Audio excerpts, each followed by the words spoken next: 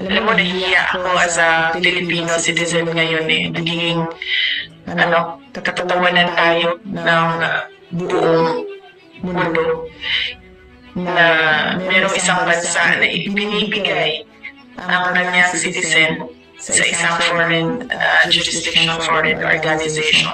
Hindi ginagawa yan ng mga bansa. In fact, tayo nga sa loob ng Pilipinas, every time may OFW na convicted abroad, ginagawa natin ng paraan na magkaroon siya ng pardon para maibalik siya sa Pilipinas. Ito sa atin ngayon ay kabaliktaran.